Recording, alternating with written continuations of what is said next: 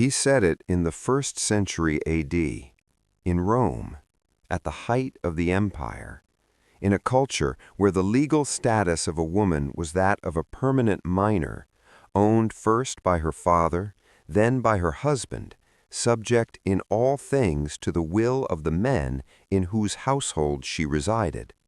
He said women should study philosophy, not as a concession, not as a consolation, not as the carefully qualified admission that women might benefit from a little philosophical improvement in the management of their domestic duties.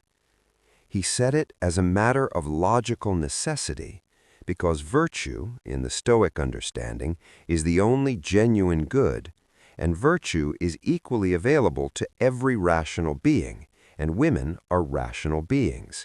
Therefore, the conclusion follows with the clean, unsentimentalized force of a philosophical argument that has decided not to flinch from where its premises lead. Women should study philosophy, for the same reasons men should, to the same depth, with the same seriousness, without qualification. And then, in a separate lecture, with the same logical implacability, he turned to the men in the room. He said men should cook, should manage the household, should perform the daily, physical, unglamorous work of keeping a life running, not because it is beneath them, but because it is not beneath anyone. Because the Stoic who considers the maintenance of a household beneath his dignity has misunderstood at the most basic level what dignity actually is. He said this in Rome in the 1st century and was exiled twice for saying things that the emperors found inconvenient. He came back both times and kept saying them. We have inherited a world that has made significant progress on the formal question and almost none on the interior one.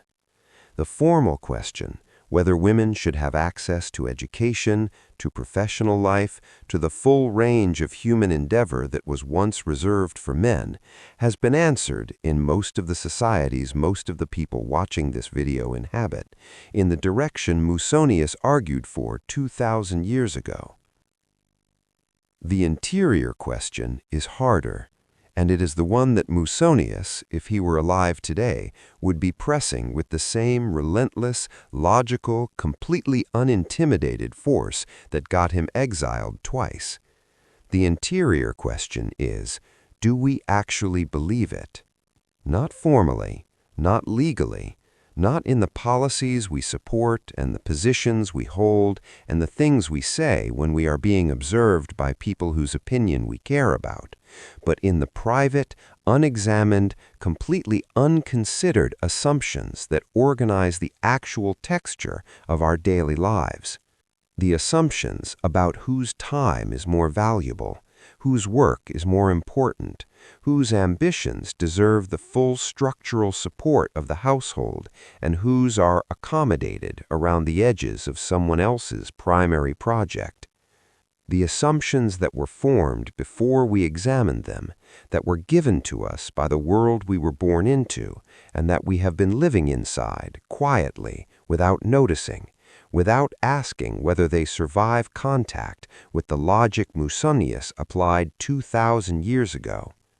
He applied it, and the logic holds. It has always held. Gaius Musonius Rufus was born around 30 AD, probably in Volsini in Etruria, what is now central Italy. He was a Roman knight, which gave him social standing, and a Stoic philosopher, which gave him something the social standing could not: a method. The specific, systematic, completely unsparing method of Stoic inquiry, which begins from first principles, follows the argument wherever it leads, and does not stop because the conclusion has become socially inconvenient. He was exiled twice, first by Nero, who found his philosophical independence threatening in the way that tyrants always find the uncompromised thinker threatening, then by Vespasian, who expelled all philosophers from Rome in 71 AD, apparently on the theory that a city full of people thinking carefully about virtue and justice was not a city that would remain quietly governed. He returned both times, taught in Rome, attracted students, among them Epictetus, who would become the most influential Stoic teacher of the next generation, and who carried Musonius's thought forward into the tradition that eventually shaped Marcus Aurelius, and through Marcus Aurelius, every subsequent engagement with Stoic philosophy down to the present. The teacher of Epictetus, the man Marcus Aurelius was taught by the man who was taught by, almost entirely unknown today. This is, if you think about it, its own philosophical point. The person whose influence travels furthest is not always the person whose name travels with it. Musonius shaped the tradition from the inside, the way the root shapes the tree, without being visible in the canopy. His lectures survive in fragments, collected by a student named Lucius, who wrote down what his teacher said with the specific, slightly breathless devotion of someone who understood they were in the presence of something that should not be lost.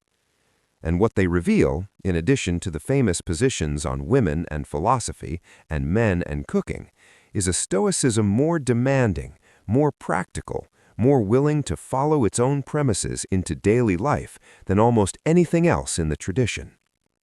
Musonius had no patience for the stoicism that remained theoretical, for the philosopher who could discourse brilliantly on virtue and return home to a household organized around principles that had nothing to do with what he had just said. He called this the central hypocrisy of educated men, and he named it with a directness that his students clearly found, by turns, bracing and uncomfortable. He said, "It is not possible to live well without living wisely, justly, and courageously. Not in the abstract, not in the philosopher's discourse, in the specific, daily, completely unspectacular texture of how you actually live, what you eat, how you treat the people in your household, what work you consider beneath you, what you consider yourself owed." He considered almost nothing beneath him, which is, in a Roman knight of the 1st century, a more radical position than it first appears. The lecture on women and philosophy, Lecture 3 in the surviving fragments titled That Women Too Should Study Philosophy, is built on an argument so simple and so unassailable that the only response to it, historically, has been to ignore it. He begins with the Stoic premise: virtue is the only genuine good. Without virtue, no human life is well lived, regardless of how successful it appears by any other measure. Then, virtue is the same for men and women, not similar, not parallel, the same. Courage, justice, wisdom, self-control, these are not gendered achievements, they are human achievements, available to human beings, and women are human beings. Therefore, and here is where the argument lands with a force that his contemporaries apparently found very difficult to absorb, women need philosophy. Not women's philosophy, not a softer or more domestic version of the discipline, not philosophy applied to the management of the household rather than the management of the soul. Philosophy, the same philosophy, for the same reason. Because they are rational creatures who have the same need for virtue and the same capacity to achieve it. He anticipates the objection that women who study philosophy will neglect their households, become argumentative, abandon their proper role, and he answers it with the specific, pleasantly impatient tone of a man who has heard this objection too many times to pretend it deserves elaborate refutation. The woman who has genuinely studied philosophy, who has internalized justice and courage and self-control and wisdom, will be a better manager of the household, not a worse one, a better mother, a better partner, a better human being in every role she occupies. Because virtue makes everything better. That is what virtue means. The lecture on men and domestic work, which Musonius does not separate from his argument about women, because in his understanding the two positions are the same argument from different directions, is equally uncompromising. He observed, with the specific empirical attention that distinguished his Stoicism from more theoretical versions, that the Roman men of his class considered domestic labor beneath them, that the cooking, the cleaning, the physical maintenance of a household was work assigned to slaves and women, and that a man of standing who performed this work was diminishing himself in the eyes of his world. Musonius said, "This is backwards." Not because domestic labor is glamorous, because the man who considers it beneath him has installed a hierarchy inside himself, a ranking of tasks by their social prestige rather than their genuine worth that is incompatible with Stoic virtue, that places his sense of his own dignity in the hands of what other people think of what he is doing, rather than in the actual quality of what he is doing. The Stoic feeds his household, cooks the meal, tends the children, maintains the physical life that makes the philosophical life possible, without reference to whether this is the kind of work a man of his station is supposed to be seen doing. Because the Stoic self-respect does not live in the station, it lives in the virtue. He was describing, in the 1st century AD, what we would now call the equal sharing of domestic labor, and he was doing it not from a position of social resentment, but from pure Stoic logic, because the alternative, the man who considers himself too important for the maintenance of the life he is living, is a man whose philosophy has not yet reached his kitchen. There is a fragment from Musonius, not from the formal lectures, but from the reported conversations, the exchanges with students that Lucius captured in the margins of the more polished material, that I want to stay with. A student asks him, "Is it true that philosophy should be taught to women?" And Musonius responds, "But consider what philosophy actually is. Is it not the practice of becoming good? Is it not the study of how to live well and die well? Is there any reason that women should not want to be good? Any reason they should not want to know how to live well?" The student says, "But the examples, the great philosophers, they are all men." Musonius says, "Yes, because women have been excluded from the schools, not because they lack the capacity, because the capacity has never been given the room it requires to develop." This is the argument that takes the breath away slightly, even 2,000 years later, because it is not women are as good as men despite their different nature. It is women are as good as men, and the evidence that they have not produced equivalent philosophical achievements is evidence of the exclusion, not of the capacity. He said this in Rome in the 1st century, before almost anyone in the Western tradition was willing to say it at all. Now the bridge, because Musonius was addressing Roman society, its specific hierarchies, its specific distributions of labor and privilege and educational access. But the interior question he was pressing, the question of the unexamined assumption, the hierarchy of worth that has been installed without inspection, the daily texture of a household and a professional life organized around premises that have never been tested against the logic that virtue is the only genuine good and virtue has no gender. This question is not historical. Most of us are carrying assumptions we did not choose about whose ambitions deserve the structural support of the household, about what work is worth doing, about the tasks that are beneath the people who consider themselves serious, and the tasks that are apparently not beneath the people who are assigned them by default. Musonius's method is simple, brutal in its simplicity, unavoidable in its conclusions once applied. Take the assumption, state it as a premise, follow the argument wherever it leads, and do not stop because the conclusion is inconvenient. That is all he ever did, in Rome, in the 1st century, getting exiled twice, coming back, still saying the same thing. Here is what Musonius Rufus asks of you, practically, today.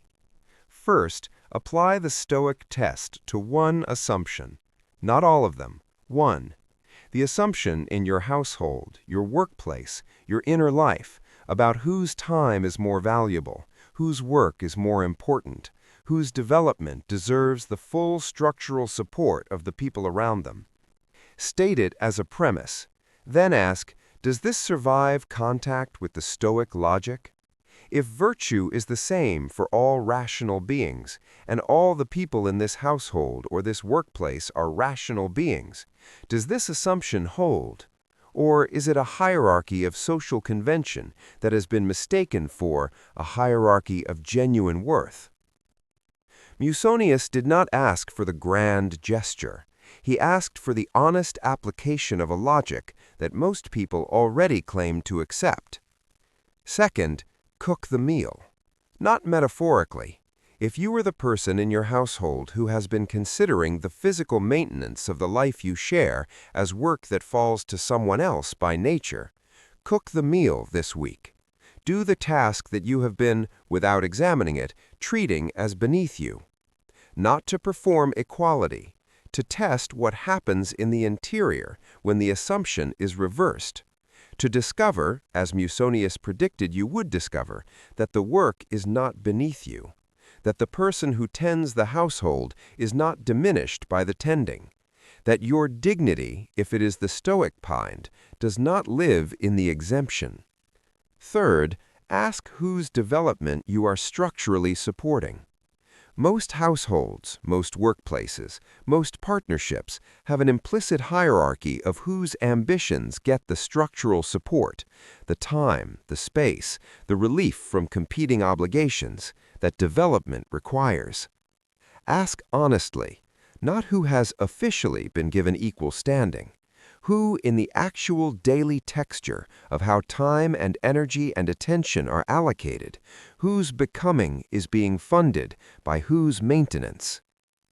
Musonius would not ask you to feel guilty about this.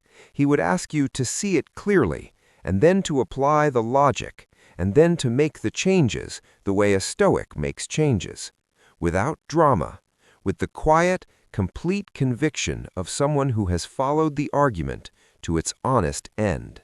Fourth, teach the philosophy to whoever is in the room. Musonius taught women in his school at a time when this was, at minimum, socially eccentric. He did it because the logic required it, and because he had decided, simply and completely, that his practice would match his premises. Whatever wisdom you have been accumulating, the philosophy, the hard-won understanding, the practical knowledge of how to live well that the decades produce, consider who you are sharing it with. Whether it is flowing to the people in your household who have been structurally adjacent to your inner life without being invited into it, whether the women, the young people, the people who have been assigned the maintenance work while you pursued the philosophical life, are receiving what Musonius believed was their equal right to receive. Teach it in the kitchen, in the conversation, in the daily, unglamorous, completely philosophical texture of a household where everyone is taken seriously. I want to close with the reason Musonius is not better known, because it is itself a philosophical point. He wrote nothing. Not because he was unable. He was one of the most celebrated teachers in Rome, a man whose lectures drew audiences that included senators and knights and the students who would shape the next generation of Stoic philosophy. He wrote nothing because he believed, with a conviction that Socrates would have recognized, that philosophy is not transmitted through texts. It is transmitted through the daily life of the philosopher, through the example of a person who has followed the argument to its conclusion and is actually living there. The man who believed women should study philosophy taught women in his school. The man who believed men should cook and tend the household and not consider themselves exempt from the physical maintenance of the life they were living, lived that way. His student Epictetus, who had been a slave, who knew from the inside what it meant to be assigned a lesser category of human worth by the confident hierarchy of the world around him, carried the teaching forward. Marcus Aurelius received it. The tradition received it. And the man who shaped all of it wrote nothing, left no book, has no monument. Only the argument, which was always the thing that mattered. Stated simply, followed wherever it led, applied daily to the life he was actually living. Which is, of course, the whole of what philosophy has ever asked of anyone. Here is the question Musonius Rufus leaves us with today. Not from the lecture hall, from the kitchen, from the unglamorous, daily, completely philosophical texture of a life being lived in full accordance with its stated premises. What assumption about whose work matters, whose development deserves support, whose wisdom should be shared and whose should be quietly managed, have you been living inside without subjecting it to the logic you already claim to accept? And what changes in the household, in the workplace, in the daily texture of how the life you share is actually organized when you follow the argument all the way to its honest end? Leave that in the comments, because that answer, your Musonius answer, premise by premise, conclusion by conclusion, is not a small thing. It is the lecture, written down by a student who understood it should not be lost, and the life that proved the argument was real. I'll see you in the next one.